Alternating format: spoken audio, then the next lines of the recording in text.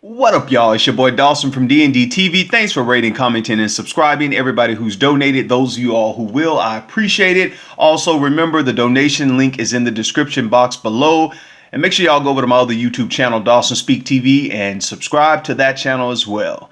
Let me get into this story. This story is coming out of North Carolina again. Another story out of North Carolina. This time it's of a North Carolina church youth pastor charged with inappropriately touching a child during a sleepover. Nashimen McKinnon, 30 years old, of Pleasant Drive, is charged with 3 counts of indecent liberties with the child according to arrest records. Mr. McKinnon told deputies that he is a youth leader at Antioch Bible Fellowship Church. Mr. McKinnon called the Cumberland County Sheriff's Office and he told deputies that he had touched a child 5 to 6 months ago, according to news release from the sheriff's office. He said that he lay beside a girl on the floor during a sleepover for a church youth program during the summer, and he inappropriately touched her over her clothing. Now, after he made that confession to the police, they did arrest him, and they found out that there were some more allegations that he had not only touched that girl that particular time, but 2 more other times in 2017. Now, I'm going to let y'all watch the video of Nash McKinnon, this young man right here, talk. He has a YouTube channel, and I'm also going to let you see the news report on this, and I'll be back with the rest of my commentary. Hello, my name is Nash McKinnon, and I just want to share a little message with you. Title is Life Equals Dying Daily. Alright, you're not really living until you decide to die. What? How can dying first actually start life? Simple. Once you decide to give up everything for Jesus, you'll start living like Jesus. A life in Christ is death to yourself and the world. And Tisha, what's interesting about this story is the suspect actually turned himself in. Take a look at him here. This is 30-year-old Nashimen McKinnon. He's a youth pastor at Antioch Bible Fellowship Ministries. He was arrested today after turning himself in for a crime investigators say he committed about 6 or so months ago. They say McKinnon had sleepovers at his home for youth members of the church.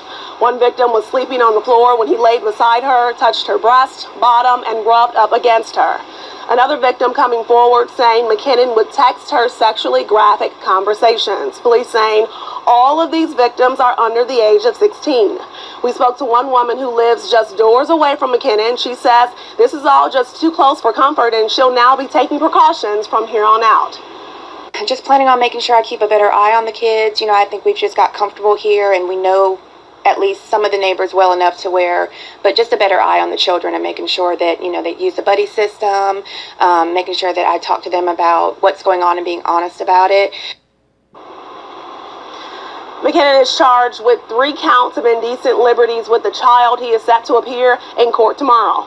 We're now reporting live in Fayetteville tonight. Akilah Davis, ABC 11 Eyewitness News. Alright, y'all, let's go in. Now, Nashimen McKinnon did turn himself in to the Cumberland County Detention Center where his bail was set for $45,000. Obviously, what he did was weighing heavy on him because he called the Cumberland County Sheriff's Office, and he told them what happened. And it could be because, you know, maybe people in the church knew and they were, you know, I don't want to think anyone was trying to blackmail him or they were giving him a hard time. And he just said, hey, let me just go ahead and just tell on myself. But something, you know, like it could have been, you know, his conscience. Like, hey, you just got to get this off you, tell the truth and just, you know, let the chips fall where they may. And he turned himself in. But I want you all to see something here. The video that I showed when he was talking on YouTube and saying all this stuff about, you know, dying daily and dying and just trying to be, you know, a youth pastor in that zone or whatnot, that really pisses me off because these people get up here and they preach one thing, they sing one thing, they'll get up there, they'll play instruments, they'll be in church and they want to act like they're so holier than thou, but behind the scenes, they're living out deviant behavior or acting out deviant sexual behaviors. And many of those who are victims are children, women and children who are victims of that in the church. And this man is 30 years old. And like I stated before in other videos, some of these people who act out on other people's children have children of their own. Mr. Nash McKinnon has a child of his own. He has a son. And I know people may have wanted to keep this in Antioch. Some people may have wanted to keep this hush and in the community. But up there in North Carolina, this story got around and people got on Facebook and they talked about it on Facebook. And people had comments about this. And people need to know stories like this. You know why? Because people still trust their children around so many people, around church people, the youth group. Now, there's no way in 2018 that I would advise anyone to let their children go stay over a youth pastor's house, female or male. I don't care who it is, over the pastor's house or anybody's house. Now, that was the wrong thing to do right there, especially with what we know that's going on now in the world now. You don't just trust people because they get up and speak and quote 4 scriptures and get the service moving. It's not that time anymore. And this story reminds me of a comment that I got from a young lady who said that she just divorced her husband, or was going through the process of divorcing her husband of so many years, who was a pastor, because he was molesting her 2 older daughters. And I'm just thinking, what if, it didn't state if this man was married or, if he was with, his son's mother or whatnot. But what if Mr. McKinnon did get married and the lady happened to have daughters? He probably would have done the same thing that he did to this other girl to whoever his wife's daughters were. And that's how I look at situations like this. And I know a lot of times in the church, people don't want to talk about stuff like this. And if y'all like my mom don't like talking about nothing. I guess that's why I'm so outspoken like I am now. Because she says, go pray. And I say, no, I'm talking about it. Because I think that whole hush hush and let's go pray is what's keeping people dying. That's what's keeping people in hellish relationships. That's what's driving people to take medication because they're having, mental health illness. A lot of people who've been abused and so-called sexually abused by people they know, and especially in churches. You go to church for help. You go to church to get to get a closer experience to God. Many people do. I don't. And then you meet people like him, or like some of the other pastors I've done, or some of the other elders I've talked about. People who are there because it's just tradition.